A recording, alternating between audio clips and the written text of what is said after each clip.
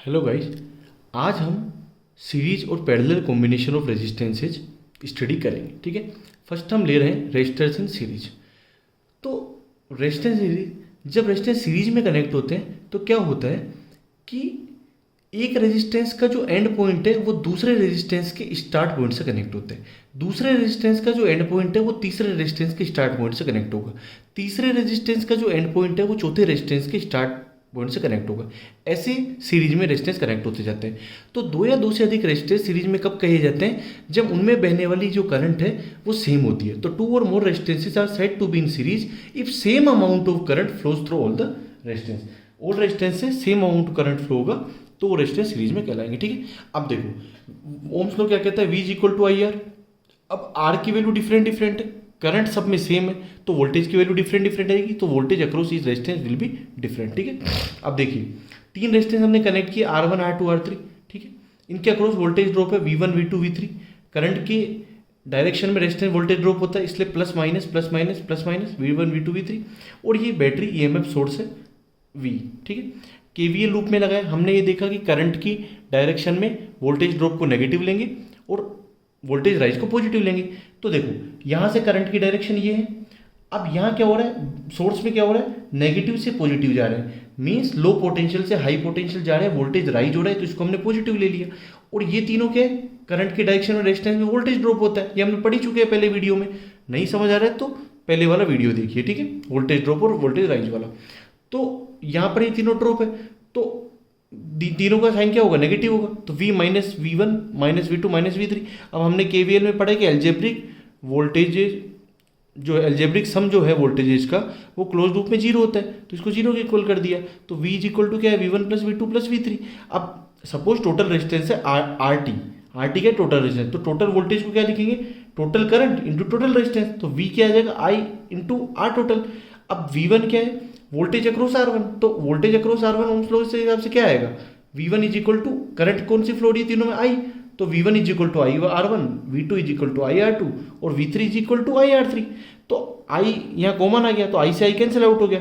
तो total resistance जो R total आया वो R1 plus R2 plus R3 आया। इट मीन्स जो टोटल रेजिस्टेंस है वो इंडिविजुअल रेजिस्टेंस के सम के इक्वल है। ठीक है। अब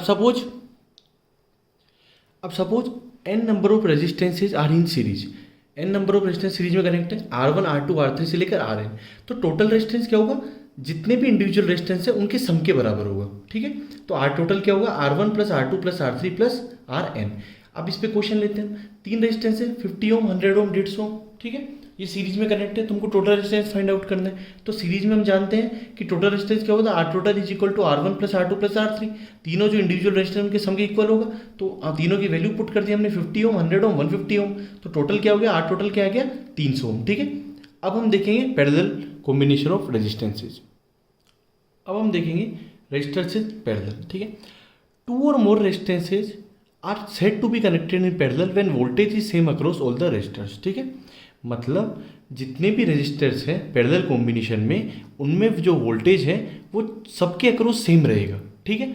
अब वोल्टेज सेम है और रेजिस्टेंस की वैल्यू तो अलग अलग होगी, तो करंट क्या होगी, ओम्स लॉ के according I is equal to V upon R। Voltage सब में सेम है तो रेजिस्टेंस डिफरेंट है, तो करंट भी सब में डिफरेंट होगी। ठीक है। अब देखो पैरेलल कॉम्बिनेशन में क्या होता है कि जितने भी रेजिस्टेंस हैं उनका वन एंड जो है, जितने भी रेजिस्टेंस है उनका वन एंड एक नोड पे कनेक्ट होते हैं और जो दूसरा एंड है वो सब मिलकर एक नोड पे कनेक्ट होते हैं। ठीक है। देखो यहाँ तीन रेजिस्टेंस है, पैरेलल में कनेक्ट है।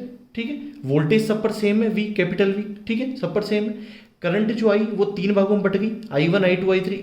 ठीक है। डिफरेंट होगी क्योंकि V तो सेम है, R1 R2 R3 डिफरेंट है तो I is equal to V upon R। V same है तो R1 डिफरेंट है तो I भी डिफरेंट होगी। ठीक है। करंट सब में डिफरेंट होगी। अब देखो वोल्टेज V जो है पैरेलल में वोल्टेज सेम होता है तो सबके अक्रॉस सेम होगा। ठीक है। हर रेजिस्टेंस का एक सिरा एक नोड पे कनेक्ट है और जितने भी रेजिस्टेंस का एक सिरा एक नोड पे कनेक्ट है। ठीक है।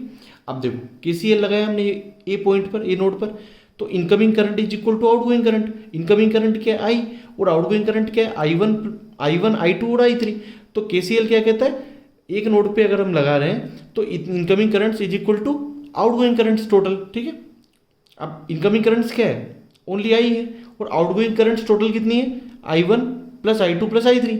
तो I को अब मान लो टोटल रेजिस्टेंस है RT। ठीक है।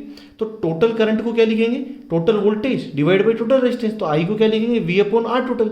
अब आई वन क्या, करंट थ्रू आर वन, तो करंट थ्रू आर वन क्या लिखेंगे, इसके अक्रॉस वोल्टेज डिवाइड बाई इसका रेजिस्टेंस, तो आई वन को क्या लिखेंगे, इसके अक्रॉस वोल्टेज क्या है, तीनों के अक्रॉस वी है, इसके अक्रॉस भी वी है, तो इसका अक्रॉस वोल्टेज डिवाइड बाई इसका रेजिस्टेंस, फिर आई टू क्या, इसके अक्रॉस वोल्टेज आर टू के across divide by resistance, I three क्या है, आर थ्री के अक्रॉस वोल्टेज डिवाइड बाई इसका रेजिस्टेंस, ठीक है।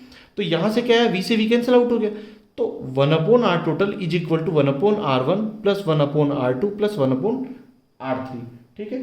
तो इसका इससे क्या निकला, निष्कर्ष क्या निकला इससे, कि जो टोटल रेजिस्टेंस है उसका जो रेसिप्रोकल है, आर टोटल क्या है, टोटल रेजिस्टेंस है, तो इसका जो रेसिप्रोकल है 1 अपॉन आर टोटल वो किसके बराबर है, इंडिविजुअल जो रेजिस्टेंस है उनके रेसिप्रोकल्स के सम के बराबर, ठीक है।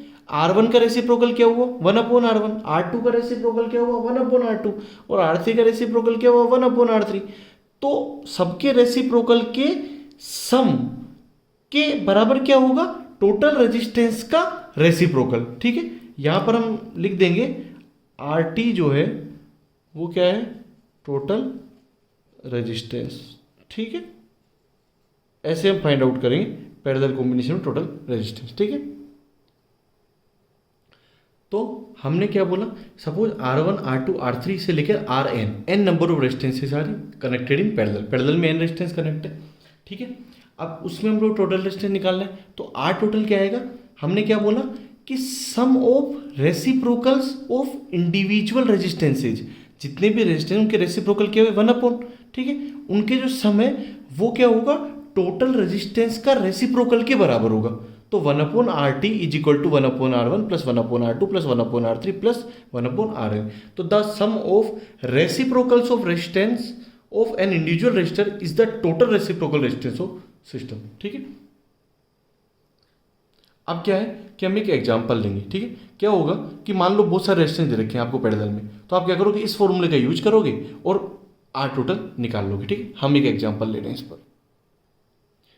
अब एक एग्जांपल ले रहे हैं हम कि 3 resistances 50 ohm 150 ohm and 300 ohm are connected in parallel, find total resistance, ठीक है।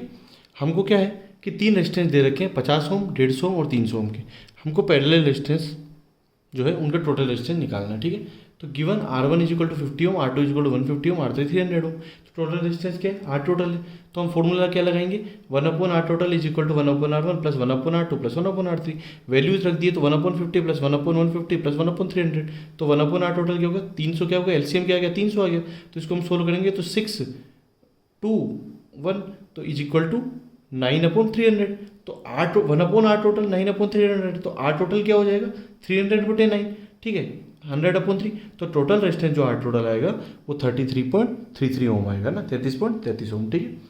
तो आज हमने इस वीडियो में क्या पढ़ा, series and parallel combination of resistances पढ़ा। कोई भी अगर क्वेरी हो आपकी तो कमेंट बॉक्स में लिखिए, चैनल को लाइक कीजिए, शेयर कीजिए, सब्सक्राइब कीजिए। आगे और वीडियो के साथ मिलेंगे, थैंक यू।